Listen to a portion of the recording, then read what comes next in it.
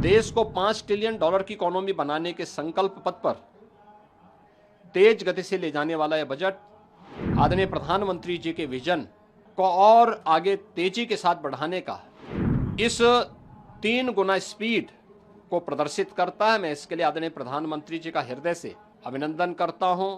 केंद्रीय वित्त मंत्री को धन्यवाद देता हूं। समाज का हर तबका इस युगांतरकारी विकसित भारत के संकल्पों को पूरा करने वाले बजट का स्वागत करेगा, अभिनंदन करेगा।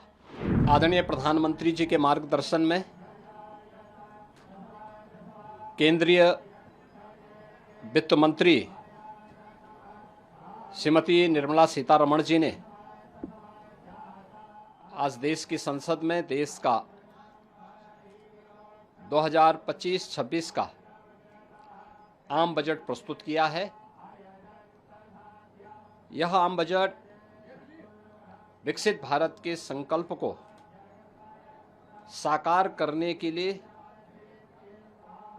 उठाए गए ठोस कदमों की एक आधारशिला है। प्रधानमंत्री जी ने ज्ञान का बजट बताकर 4 अक्षरों में से परिभाषित किया है।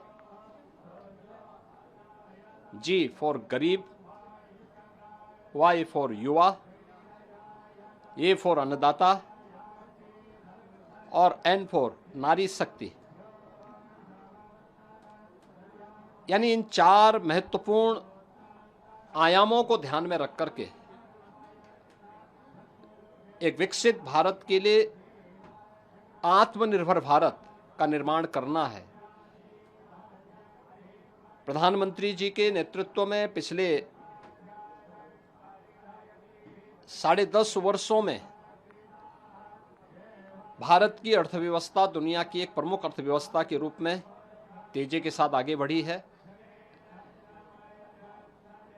इस बजट से अर्थव्यवस्था को एक नई उड़ान मिलेगी।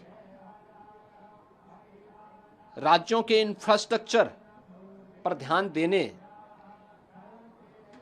के लिए जो ब्याज मुक्त लोन देने का प्रावधान किया गया है, मध्यम आय वर्ग के लिए राहत देते हुए टैक्स की रिबेट में छूट देने का जो कदम उठाया गया है, ये सभी स्वागत योग्य हैं। मछुआरों के लिए स्पेशल इकोनॉमिक जोन, डेयरी और मत्स्य पालन के लिए 5 लाख तक कर्ज, सस्ते ब्याज पर किसानों को कर्ज,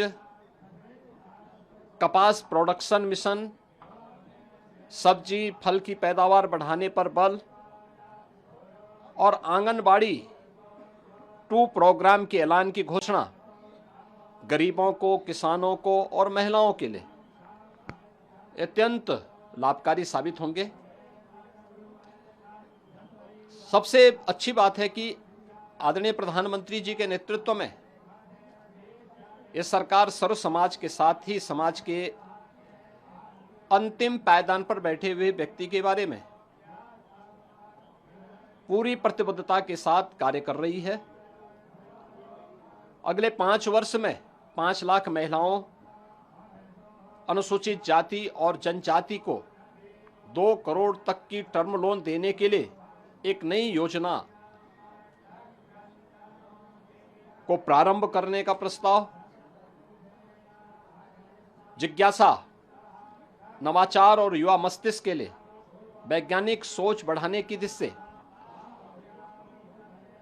अगले 5 वर्षों में 50,000 अटल टिंकरिंग लैब की स्थापना, ग्रामीण क्षेत्र के सभी सेकेंडरी स्कूलों और प्राथमिक स्वास्थ्य केंद्रों में ब्रॉडबैंड कनेक्टिविटी उपलब्ध करवाने, ये सभी महत्वपूर्ण कदम हैं।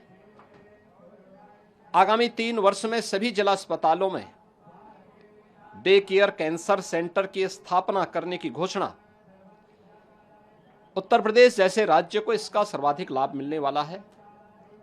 Centre of excellence of skilling, the centre of excellence in artificial intelligence for education की स्थापना से हमारे युवाओं को एक वैश्विक पहचान मिलेगी।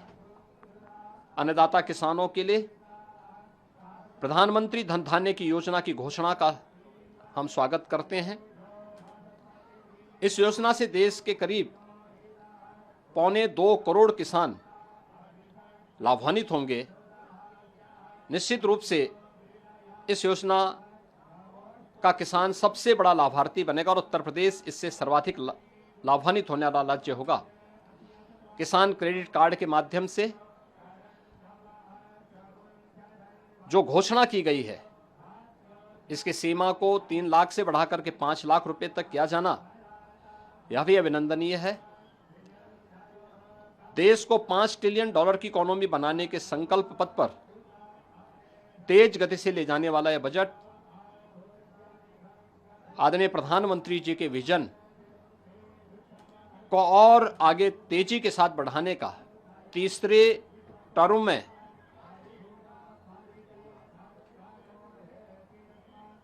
इस 3 गुना स्पीड को प्रदर्शित करता है। मैं इसके लिए आदरणीय प्रधानमंत्री जी का हृदय से अभिनंदन करता हूं, केंद्रीय वित्त मंत्री को धन्यवाद देता हूं और मुझे पूरा विश्वास है कि समाज का हर तबका इस युगांतरकारी विकसित भारत के संकल्पों को पूरा करने वाले बजट का स्वागत करेगा, अभिनंदन करेगा।